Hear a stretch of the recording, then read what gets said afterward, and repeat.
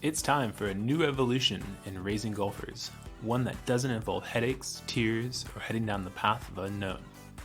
Whether you're trying to introduce children to the game of golf, help them play competitively, or play at a collegiate level, you're in the right place. This show is for any parent, player, or coach who wants to build a better team at home and on the golf course. This is the Raising Golfers Podcast. Happy New Year, everyone. 2021, we have so much to look forward to, and for you listeners, we have so much positive behind us with the first season of the Raising Golfers Podcast complete. So this is going to be the start of season 2, and today Neil Plimmer has kindly come up with the idea to hear my opinion on some of the things discussed in season 1, what we're going to be talking about in season 2, and he has volunteered to host this week's episode, so I'm excited for that. I think the thing that I've learned and realized is how important our role as adults is to children. And I think I've also realized how delicate it really is as well. And I think it's so important for us adults to be so involved in the process. But the reason I say it's delicate is that there's a fine line between positively being involved and negatively being involved. And I think what people have shared on this podcast so far with the previous 20 episodes that we've already released, I think there's so much gold within that. You're going to learn a little bit more about my journey as a golfer, a professional, and as a parent, and I will share some actionable tips for all of you listeners out there. So I hope you enjoy this episode. You'll learn a little bit more about myself and my thoughts, and look forward to hearing your feedback. Neil, welcome back once again to the Raising Golfers Podcast. Today's dynamic is going to be a little bit different than our normal podcast interviews. And this is something I have to give full credit to yourself because you came up with this idea and volunteered for today's episode and topic. So why don't you break it down for us? Thank you, Travis. So we've obviously spent quite a bit of time, not only with recording a number of podcasts, but also, the time we've spent outside of the podcast world with text and emails and Skype calls. And I think you've hosted the show brilliantly. You've asked the questions. You've got some really good people on to talk to. And the conversation we had was, I'm not sure necessarily the listeners or people will know you, but not only whether they know you, but I think I've found it's quite a cathartic experience, a reflective experience to be able to, come on and not just talk about oneself, but also, unpick certain ideas. So that's why I suggested it. And I thought, well, I've never necessarily hosted either. It's not hosted or asked the questions. I've always been the one speaking. So I thought it'd be great for you to have your time, the start of your next series, drawing a line in the sand. You've had a great run with all the people you've had on. Now it's your time to shine. Yeah, no, I appreciate that. And I hope it's quite interesting episode here for the listeners. And, I look forward to sharing some of my opinions about some of these things that I think we'll talk about. And, it's a new year, it's 2021.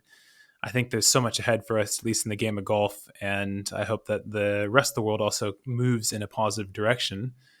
And even for myself, I think I've got a lot of things to look forward to coming up this year. So I'm excited for this interview of you hosting the Raising Golfers Podcast. Yeah, it's going to be fun.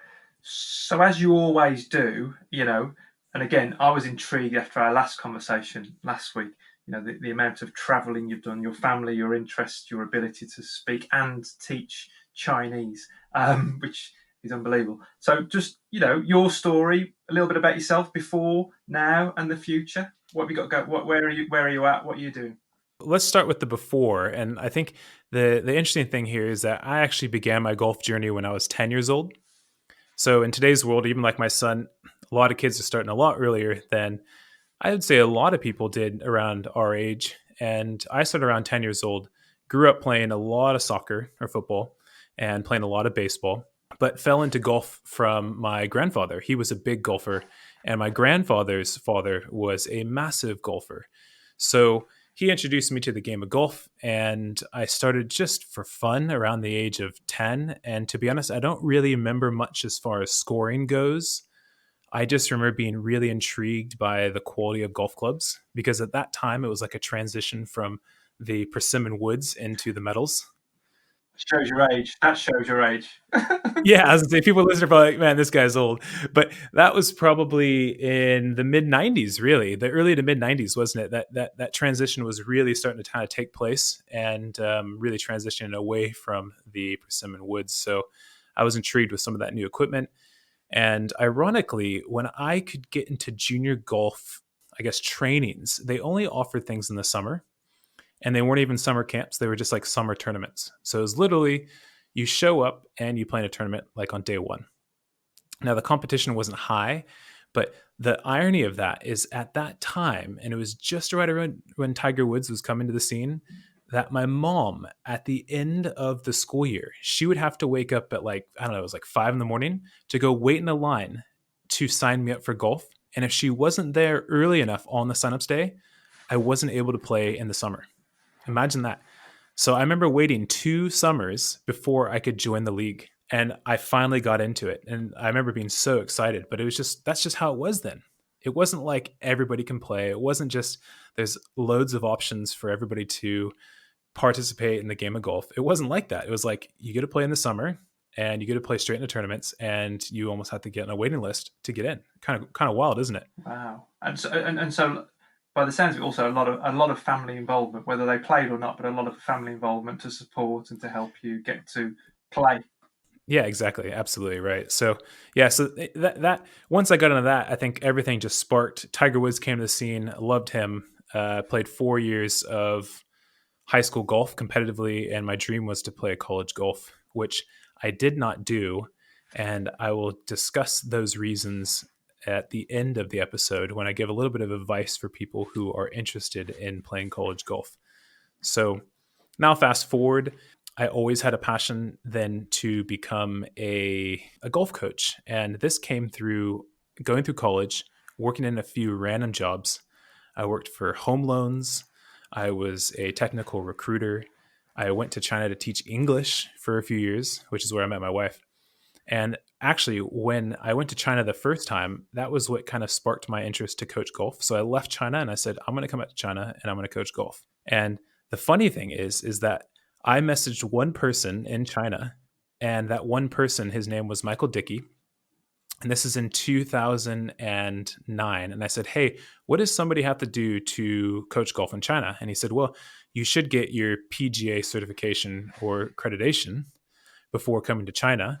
And if you do that, you can always message me at that time and I'll see if I can help you out.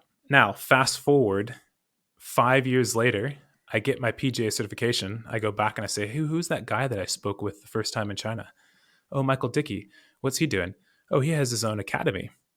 Got in touch with him. Long story short, he was in the States for a summer camp. I went down to Los Angeles, met him.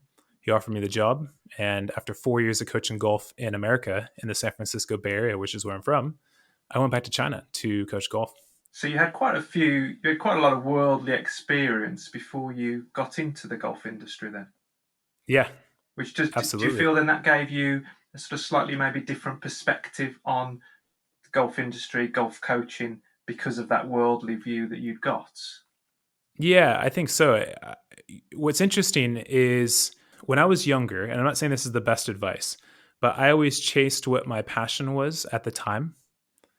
And I am here today and I'm very happy with the road that I've taken.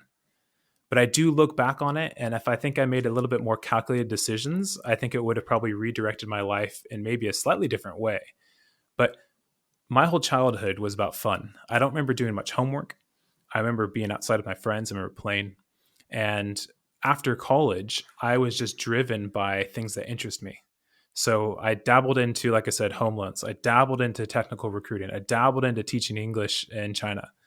And all those things kind of led me to think, what does it like to do? I was like, I like to teach, but I don't like to be in a classroom. I like to be outside. I still play golf competitively. I love the game. And I was like, what could I do? And I was like, okay, that kind of molded me to then kind of go towards the golf industry, which actually at the time I knew little about. How interesting. So maybe again we'll come back to this at the end with sort of the sort of take homes, but parents of children, coaches who might be listening into this, having that Mhm. worldly look and that worldly view and lots of different experiences probably gives you a Mhm. better grounding to to build a career on, then maybe probably like my sort of road to it was played golf, had some skills, turned pro, and then have been in the industry now for a long time, Right. which I think is quite probably, I wouldn't say whether it's more common or less common, but it's a very similar story that a lot of people have, isn't it? Yeah, it's true. I think what I've learned from that process is I've learned what I like, but more importantly, I also learned what I don't like. Right. And I think that helps lead me to the correct direction that I want to go in. And, we'll get into this with the podcast as well, but this podcast has helped me in so many ways realize and reflect on the things that I don't want to be doing in the golf industry compared to what I actually want to be doing. Right. Okay. And now it's kind of, it's basically pushing me in the right direction now. And it's just from those different experiences that I had before getting the golf industry kind of helped me get to where I am today. So I would recommend that people do dabble into different things. How much you do maybe doesn't have to be as much as I've done, and in so many different industries and in different parts of the world. But I would recommend, having that kind of diverse experience to help you realize what it is you really want to do. So it's a really interesting thing. So you have a passion and you follow the passion, and in following that passion, you also maybe take a side view to look at what else is out there that you might have more passion about than the passion that you've already got. And then when you've got that road, right, I'm on that road. I know why. I'm just going to crack on and get on with it, and that's where I'm going. That's kind of how it's been, yes. And reflecting on my passion, I do say I do think I shouldn't just. I do think that people shouldn't only follow their passions, but I do think that interest is a very important thing and an important element. And I would say probably the reason I jumped around so much was that I was just chasing passion. And if I had done it differently, maybe I wouldn't have only chased passion, but it did kind of funnel me in, like you just summed up there, to where I am today. How interesting! Yeah. That's really interesting. So Yeah. you've been around a little bit. As I say, I was amazed when we were talking last week, and then you've started this podcast. So where did the podcast come from? Why start it? Where did it start? Because it's no easy feat, I don't think, is it? I mean, you've got 20 under your belt now. Right. And I was listening to something this week that said that most people stop after about 4 or 5. So you've gone past the peak, I think. I'll try to sum this up as best as possible. I'm currently in Europe. I'm in Poland, and I wasn't supposed to be here. My wife's Polish, and this is where her family's from. But we went back to California in January last year from China for a holiday. And about a week into it, we heard about the news about this new virus called coronavirus, which everybody listening knows about now. And my wife was 6 months pregnant with our second son, and we had to make a decision. What do we do? And so we made the best decision at the time to not go back to China. Now, fast forward, we decided to come here to deliver our second son, and we have been here now since March. And China closed its borders, so we were not able to go back to our home or my job in China because they closed their borders completely to any foreign nationals. So, with all that time on my hands, with no job, nothing to do, going through 2 quarantines, one in China, actually. I did go back to China for right before they closed the borders. One when I came back to Poland. I was researching. I was thinking, geez, okay, I really want to help my kids out when they get older. I'm curious, what experiences did professional golfers go through? So I started just researching a bunch about LPGA players, PGA Tour players, and trying to read about their childhoods. And there's so little information about what their upbringing was like. It just touches on it for maybe a sentence or two, and then it fast forwards to their tournament scores in high school and their success in college. And I'm just trying to think, what attributes do successful athletes have in the game of golf? And I just couldn't find it, and I couldn't figure it out. And so with all that time on my hands, I thought, one, I want to be a better parent, and 2, I want to be a better golf coach. And there's clearly a lot of things I don't know about raising golfers in the game of golf as an adult. So I thought, I wonder if there's anything out there that touches on this exact topic in the podcast world. So I did my research. I saw that there's a lot of stuff that coaches talk to coaches about coaching things that most people can't digest with all the jargon. And there are some other junior golf podcasts, which I do think are good, but they weren't completely focused on this topic. And so I thought, well, why not give it a go? I've got so much time. I've got this interest. I know nothing about podcasting, and my networking skills aren't very good at this point. So let's see if there's something I can make of this. And let's see if I can learn something about raising golfers as a parent and as a coach. And in the meantime, try to build up these episodes so that listeners around the world can also learn along with me. And then in my future business, I can share these episodes with some of my customers or maybe some of the parents or some of the coaches that I'm working with so they can listen back to these things that coaches from around the world, parents from around the world, players from around the world, and maybe researchers around the world can actually share and help us all learn this process because there's so much to it. So that was where the idea sparked. I like what you say about being a better parent and being a better golf coach, and by putting those two things together, you can be both. And we threw a few questions, but I'll jump to it anyway. So, what if there was one thing through the episodes that you've recorded and the interviews you've done and the research? What is the one thing that you have sort of learned or would now do different or would keep the same? What would be your one thing that's had the most impact as both a parent and a golf coach, or as a parent on the one side and then on being a golf coach on the other? I think the thing that I've learned and realized is how important our role as adults is to children. And I think I've also realized how delicate it really is as well.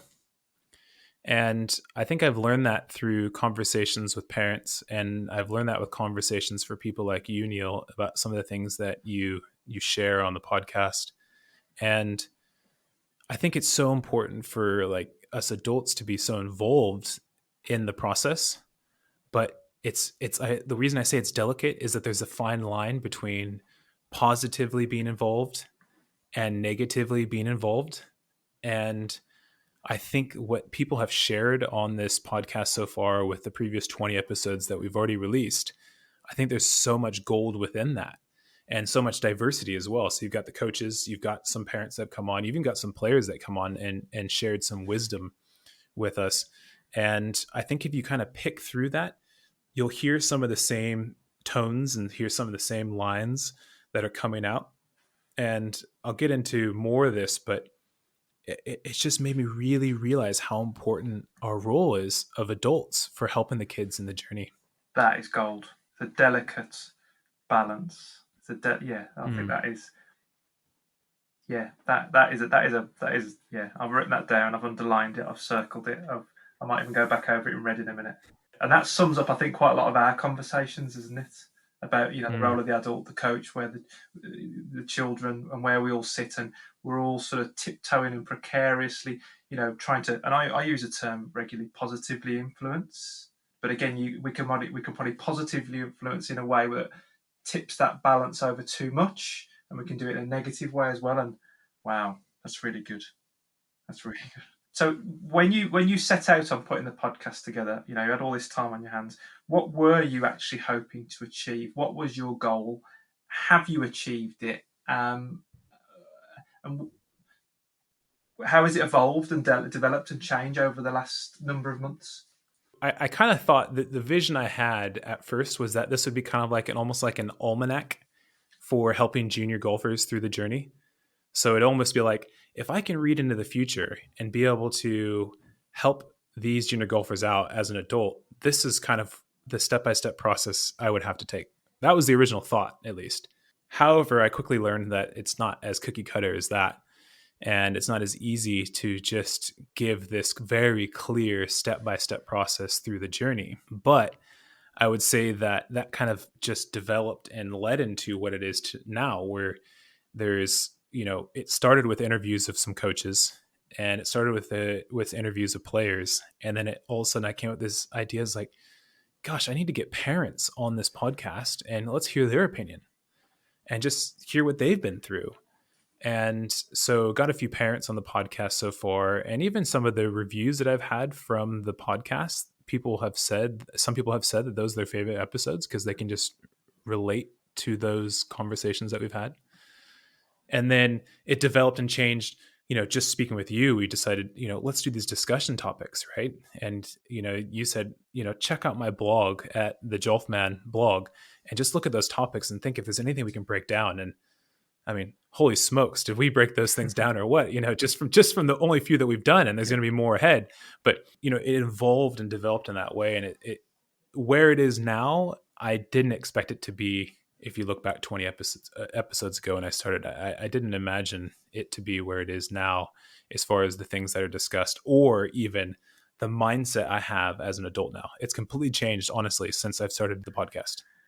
And I suppose that loops back to what you said around passion, isn't it? Following your passion, there's good reason to do this as both a parent and as a coach. And by the sounds of it, obviously not done a huge amount of coaching over the last number of months, golf coaching. So you've been more, No, if you like, more in the parent role than you have been the coach role. And I right. suppose, like you were just saying, actually, you as a parent and you as a coach, that's a precarious balance to manage as well, isn't it? Mhm. You've got a long journey ahead of you with your two children, and that you probably, would you say you're armed and equipped to start that journey and be ready for that journey and the twists and turns of it as you go forwards? Yeah, for sure. I'm not perfectly prepared for it, but I'm definitely more well equipped and prepared for it now, especially since this podcast began. Yeah. And I just look back to, so I started the podcast. I think my first interview was the last day of July, was my first recording. It wasn't the day I released it, but it was my first recording. And I just think back to what my mindset was then about junior golf, about raising golfers, and what it is now. And it's completely different. I never imagined it. It's so different in such a positive way, from speaking with all the guests, speaking with people like yourself, coaches, players, and all that. I didn't even imagine it, but now I just feel like it's really going to push me forward as a parent, as a coach in the future. So I'm excited for that. So I definitely feel a lot more prepared and equipped for the journey ahead. And maybe one of the learnings for everybody here is actually, with social media and the world being as small as it is through the social media, we're able to contact anybody. So, whether it's a Mhm. coach or a player or a parent listening in, the list of people you've had on the podcast, they're all accessible. They're all genuine, honest people. They're all probably very, very keen to share and to talk and to listen. And maybe also, I know we'll come back to this later, but maybe also that's one of the take-home bits of advice for anybody listening. If they're a college player wanting to find out more, or if they're a parent of a child just getting started, or if they're a coach of somebody, reach out and ask. Because I mean, I can't suspect many people have said no to appearing on your pod, or not appearing, being on your podcast, have they? Everyone's in this sort of genre, children, golf. Everybody wants to help everybody else. Totally agree. No, I think that's amazing advice. And it is scary at first, I think, to reach out to people you don't know. And Or you get other people to do it. I mean, we had a friend, a mutual, more of a friend, but a mutual acquaintance that connected us up. that's the best way, right? To get those warm leads in, right? We had a mutual friend that connected us originally, right? And I was even still a little bit nervous then, reaching out to you, because you just don't know who the other person is. But I always tell myself this is like, they're just human. Everybody's human, right? And it's always so scary when you don't know who they are, but everybody's a human. And like everybody I've had on the podcast, it's just been like just such a positive turn. And I just couldn't imagine how friendly and genuine people really, really would be until I talked to them on the podcast. And it's just turned out that these people now are like, you know, I would consider them acquaintances or friends, right? And like even yourself, Neil, like you said, how many conversations have we had? We're texting back and forth daily. We're sending each other stuff that we come across, and it's like you don't even know what it's going to lead you to, but I can guarantee you it's something that will be positive. Yeah, Yeah, totally agree with what you and said and there. I think what's interesting again, maybe just sharing maybe my thought for a second. I've called it my accountability tribe. So whether I'm a coach and trying to help myself as a coach to further my understanding of or whether I'm maybe a parent sitting and listening to this, or a child or a golfer sitting and listening to this, it's having those people around you that you can reach out to, text, did you see this on Twitter last week? Or, and check in with, is my reality of seeing this, is it right? I've got this idea, I want to share it. And, I know this is about you, but I know this is probably the same for both of us. That's been one of the powers of what you've done. You brought us together, you brought other people together, and having that accountability tribe has been tremendously valuable, tremendously valuable. And again, I suspect through podcasts and social media, and you can pretty much message anybody, can't you? in the world. It's not that difficult to do. So, just ask. Exactly. They can only say one. They can only give you one of two answers. And again, what do they say? What does our the guy we've been listening to? If you get a negative response, there's a learning opportunity there that you just go again and you change what you ask and ask and ask and ask, and every no is an opportunity to learn. Absolutely. Well, the episode that's coming out after this one is one I did with Gavin Grinvelwood, and failure is a feature, right? And it's in line with basically what you just said there, isn't it? So exactly. But I like what you said, just ask. I think it's huge. So following on from that, so what has been the biggest challenge? Again, I'm interested for whether this be through the podcast or whether it be through the times. What's been the biggest challenge of running the podcast? And then, through those challenges, would you have done anything differently? And if you would, what would you have done differently? I would say the biggest challenge to the podcast itself, running the podcast is hard work. It is like a job. It really is. But I guess going back to that passion, like it's a lot of fun work. And even though it's, I might be up late editing an episode or trying to message somebody to schedule an interview or whatever, it is hard work. But I would say that as far as like what's challenged me the most, I'm going to kind of flip it a little bit and say that the difficulties are things that were out of my hands. So maybe it was technical stuff or whatever. But once I realized if I can just do what I can do and not worry about what I don't have control in, everything will be fine. So when I stopped worrying about the technical side of things and I just did what I could do, it's all worked out. And I haven't had any issues with things I feared before starting the podcast, which is like line cuts out. What if I don't hit record? What if the audio is wrong? All these things. So, it hasn't been too challenging, but what has challenged me the most, I'm going to flip it, is it's challenged my thoughts and my ideas and my values throughout the first 20 episodes. And I mentioned this, but I've really changed my perspective in children and adults. And going back to what I talked about is just how important the adult role is and how delicate it is. And I think looking back, not knowing this when I started, that is exactly what I wanted to get out of this podcast, were those things. And I got them out of the podcast, not even knowing what that goal was. But I look back and I think that was the goal and it was achieved. And I'm just so happy about that for the listeners. I'm happy about that for myself, and I'm happy about the relationships that it's come forth. So would I have done anything differently? I don't think so. I mean, I think the podcast has a lot of areas to improve in, but I wouldn't change what I've done so far. And I just see everything that's happened as just these little stepping stones. It's just been a process and it's just evolved and got a little bit better. And, here we are today. So yeah, I just can't think of anything that I would have changed about it specifically. And I'm really happy the direction it's gone in.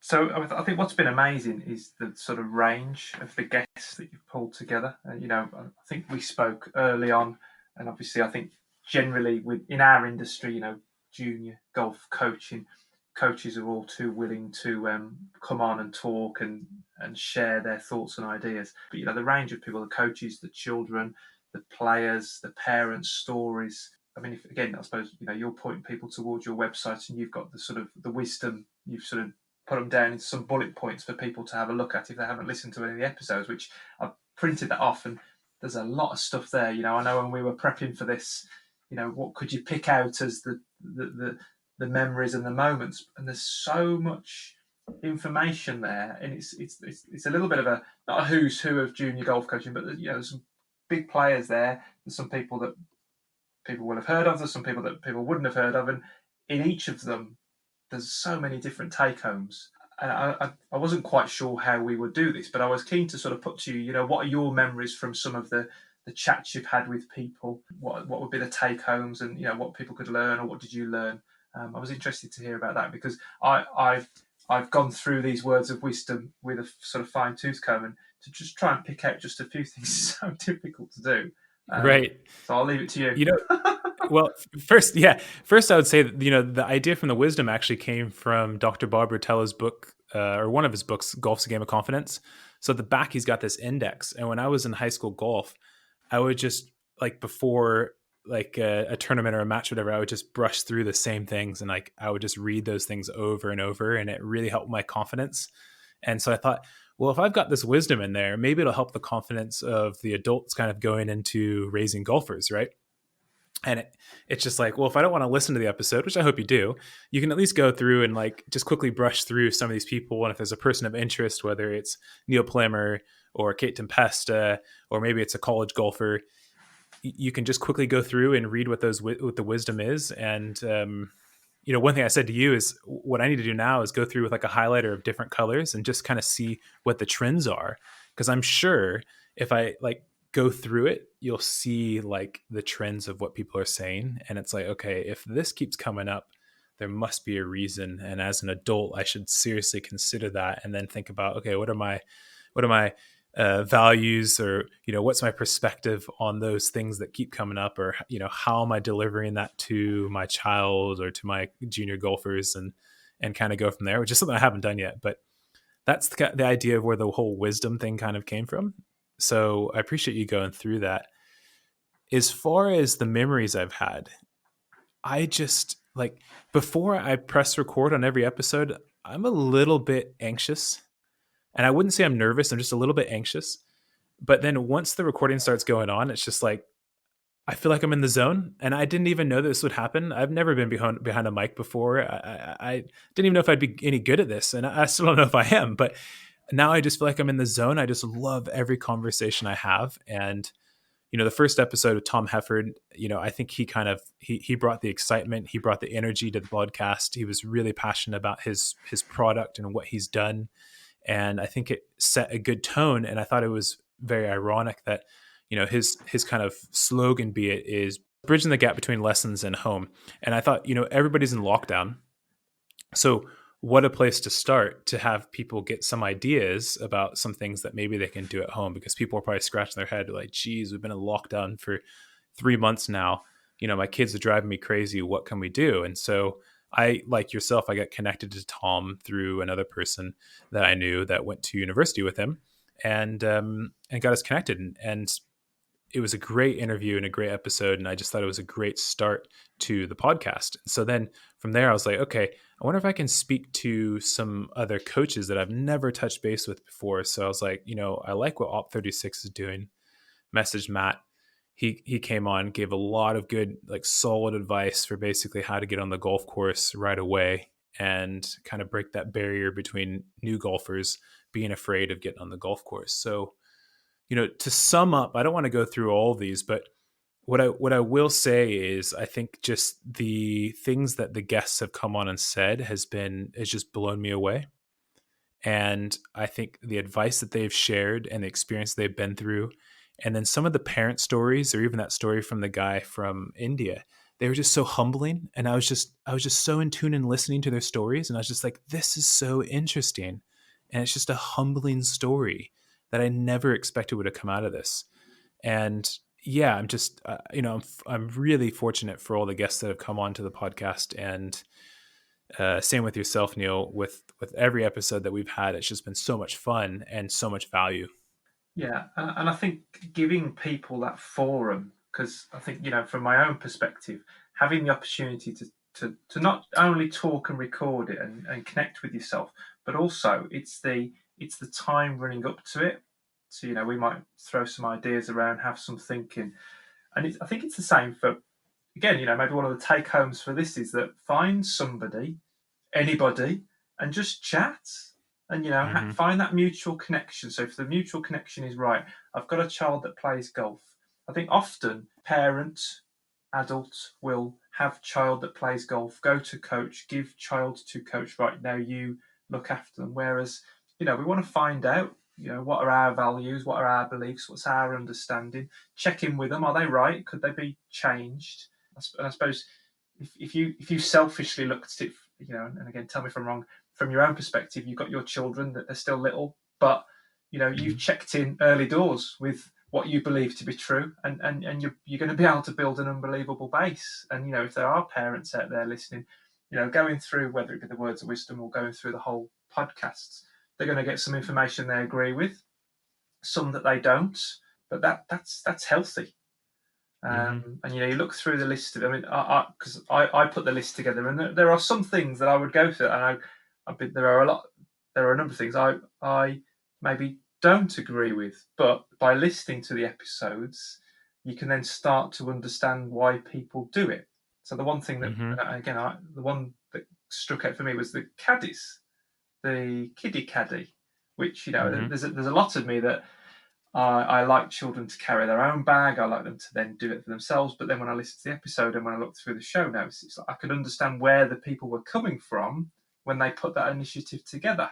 The want to help and to be, because they're also a form of coach, aren't they? But maybe not in the Yes. traditional sense, but they're a form of coach, a sort of Right. game sense coach. I totally agree. I think it's quite interesting, isn't it? Because especially after speaking with a lot of people, it is a very interesting topic, isn't it, about caddying for kids? And maybe the perspective that they had. It's another show to record, that is, isn't it?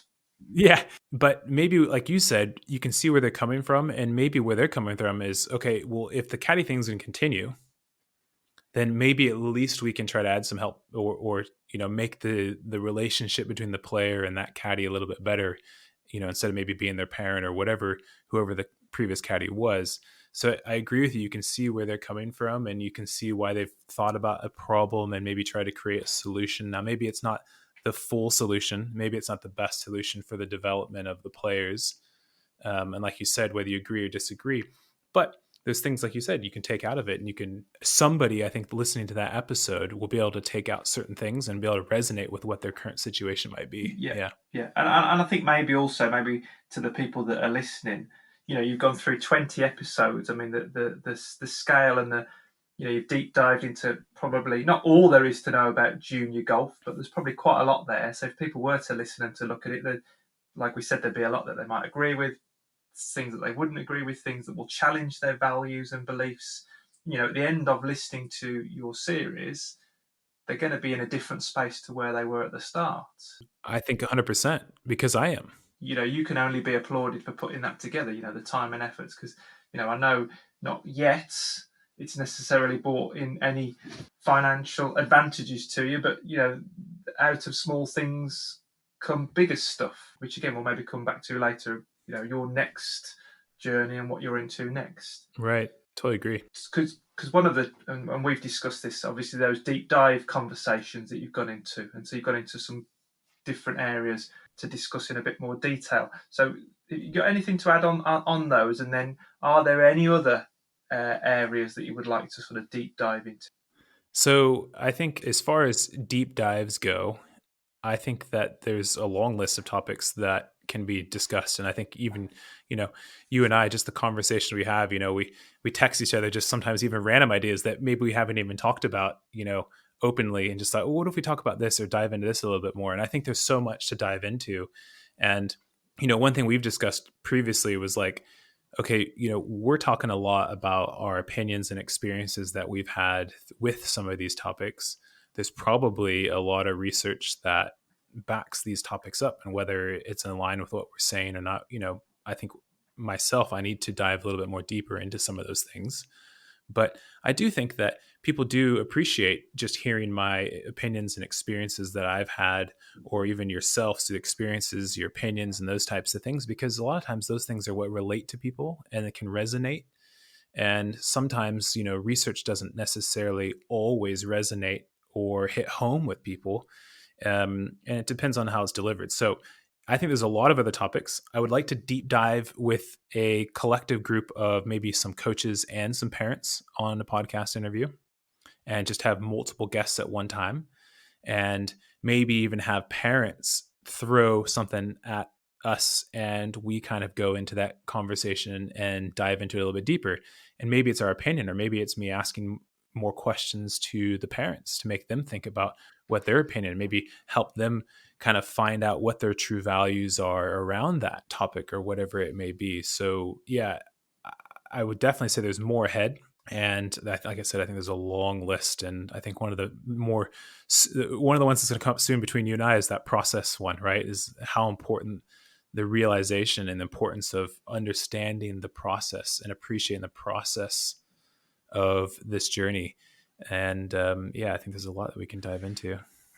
So we'll start to sort of bring it to a little bit of a close. And I know you alluded to this earlier on in the conversation when you were sort of reviewing where you've been But I was keen for you to sort of finish off with your advice for coaches that might be listening. So if there are a lot of coaches out there who are spending time with children and young people at, I'm sure, varying degrees of parts of the pathway.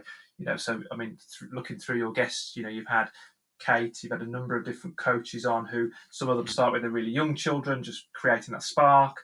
Some of them with the college coaches. So maybe advice for coaches, and then also for parents to help support their children where they might be on their age and development spectrum. And then, maybe also those children that might be listening who are getting started or playing. I know there's a big genre of people there, but your thoughts on that, your advice, if you were able to succinctly put it together. Yeah, who do you want me to start with? We'll start with the children, because it's all about the children. If we're going to start with the children, this is children. You want to start with children all the way through the process, or where do you want to? Let's start with maybe at the top of the chain. So they're playing maybe some college golf, or they're later in the stages, 14, 15, 16. They want to get good. They want to play. Yeah, so I think the first advice I would have for that is, if you're a player that is, wants to get good, wants to get better, transition to college golf, start with that.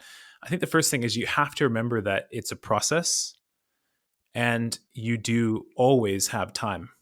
It may seem like the time is short and it may seem like the college opportunity is knocking at your door, but I think what a lot of kids, and for sure adults, don't realize is that the developmental stage between the age of, I would say, 13, 14 years old to 16, 17 is huge and is a massive jump. And the changes that happen in your body, the psychology, and you'd be surprised how good, if you have the drive to get good, you'd be surprised how good you can get in that short period of time just by wanting to be better. But just remember you have time. Don't rush it. And also, you don't need to judge yourself on who you are today. So who you are today doesn't determine who you are. And just because somebody might be better than you, let's say from a result standpoint now, doesn't mean that they're always going to be better than you. So just keep that in mind. And if you're already really good, and let's just say you're consistently winning tournaments, I would also recommend not to hit the brakes. And the mindset, and this happens to, I think, a lot of junior golfers, is when they're already winning at a young age, they think they've already made it. They already think, look, I'm winning. I'm of course going to win the Masters in 10 years from now. And the problem with that mindset is that somebody else isn't thinking that way and somebody else is going to surpass you. So you've got to continue to work hard if that is what your goal is, if that's what you want to do. Because if you're not working hard, somebody else is. And if you hit cruise control too early, you're going to fall off. Yeah. So it probably ties back to our conversation around what is winning. And maybe, as adults involved, maybe we challenge children and ourselves, young people, to say, well, what is winning? What does it mean to you? What would winning look like today? What would it feel like? And yes, it might be the sort of trophy that we're holding up, but is it always about the trophy? Maybe also what sums up what you just said is it's being reflective and critical, isn't it? Reflective and critical, and having people around you to be able to support that. So again, maybe coming back to that sort of accountability tribe that you've got. 100%. Interesting you talk about processes. I've just started reading Atomic Habits and the Change of Habits, and James Clear talks more about the processes that you run rather than the goals that you set. Those little things that you do, those little rungs of the ladder that you put in front of yourselves that you do regularly, rather than the big jumps up the ladder. I'm going to go from winning my local club events to winning a county or a region event. It's too big a jump, and what are the little rungs of the ladder that you're going to go up? And I suppose it's the same. Is that the same also maybe as children start out in the game as well? Well, I would say no, it's not. Before I answer that, though, Neil, could I touch on the college player and the tour player real quick? And then can you bring me back to that? Because I just have two short things I want to touch on. Is that okay? Sure. Listen, it's your podcast. It's your podcast. I'm not being an interview. It's still your podcast. You can do what you like. So something I brought up, though, about college golf, and I mentioned this at the very beginning of the podcast that I said I would mention at the end. So advice, if you do want to play college golf, is don't be afraid to get help. And I think this goes back to what you've talked about, is reaching out to people, asking questions, and networking. Yeah. Because I look back, why did I not play college golf? I wasn't asking anybody for help. I wasn't getting any help, and I didn't know what I was supposed to do. I was good enough to play on plenty of college golf teams, but I had no clue how to do it. So don't be afraid to ask questions. And then the last one, the Tour Pro, would be something you just touched on, which is basically surround yourself with like-minded people. Or like one of our episodes, the last episode, be in a positive learning environment, community, or culture that basically helps bring you forward, right?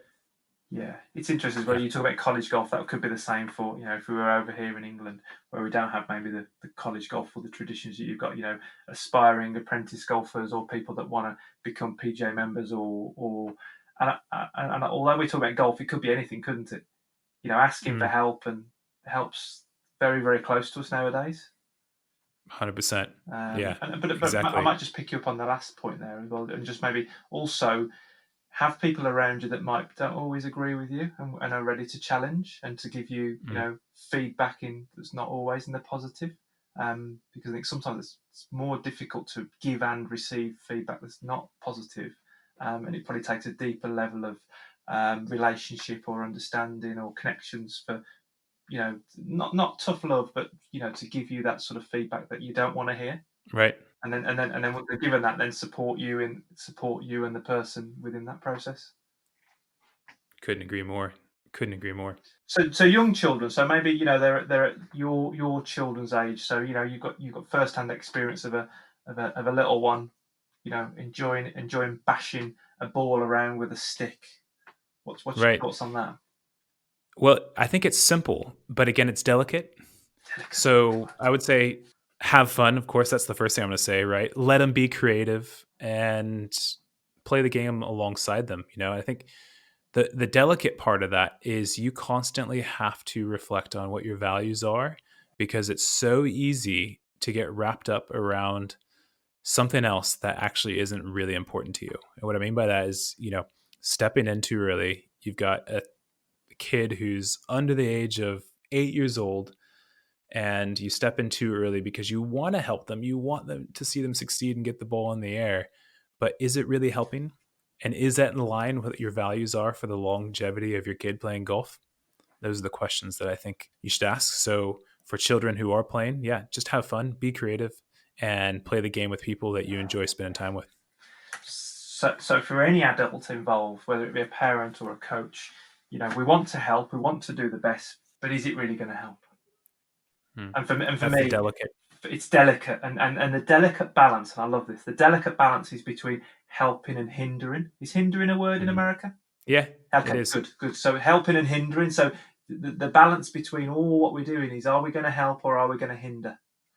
And I'm going to consider that. That's going to be one of my take homes. I can see the scales being weighted around helping and hindering. It is. I've already got a stack of notes as we go. This is brilliant. You take one feather off one side, the whole thing can go as well, Yeah. right? Yeah, So. yeah. And if you link that back to what we understand, what we believe to be true, what are our values, now you're starting to get to the nub of what this is all about, isn't it? Rather than, I think, as we've said, we're trying to repel ourselves against that, imposing our view of the world and our ideas onto the children or the parents or the coaches or whoever it is. 100%. Wow. Right. I think that sums that up even for coaches as well. I mean, I think coaches should be clear on what their values are, and it should be clear to the families who are involved in your coaching programs. And I have not had the perfect path to anything in life. And, parenting's difficult, coaching's difficult.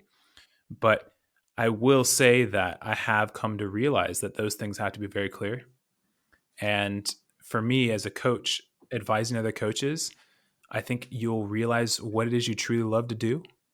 And, from my experiences, just teaching one-on-one lessons, what it wasn't what I really want to do. And as a golf coach, us professionals, we think we're the best, right?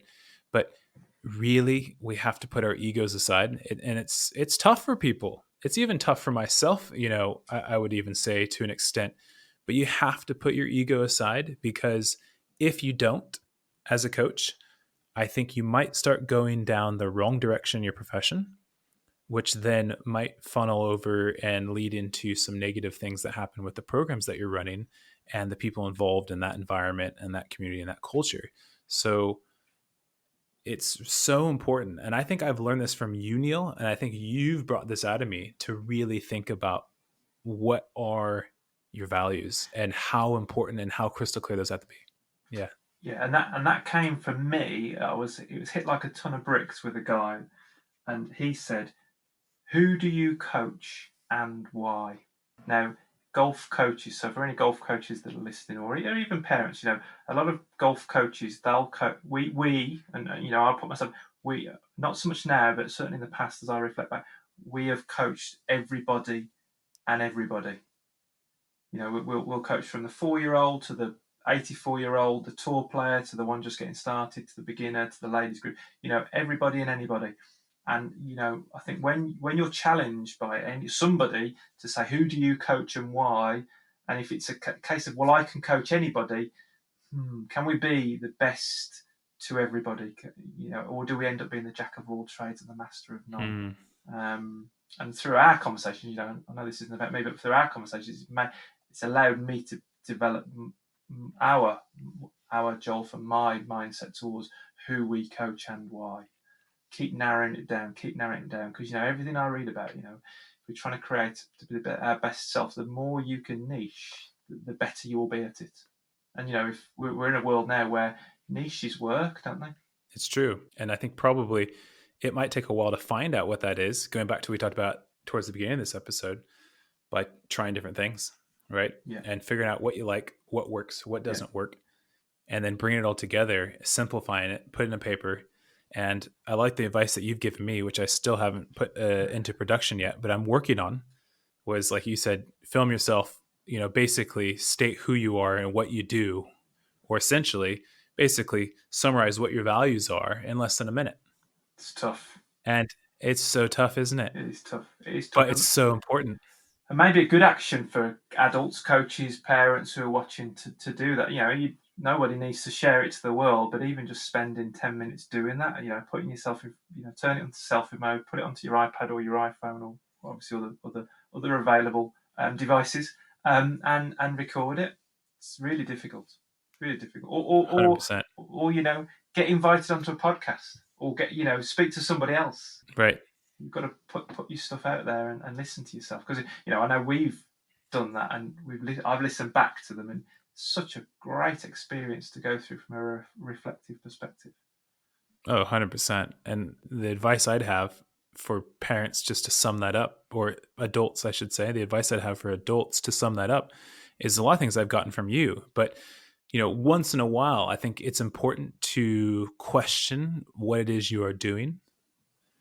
Or maybe what you need to do is you need to question or reflect on the programs that your kids are partaking in. Yeah. And then you need to think back and think, does that align with the values of our family? And does it align with what we want the outcome of this to be for our child? And I've learned that from you, and it does sum up exactly, I think, what we have to do as adults.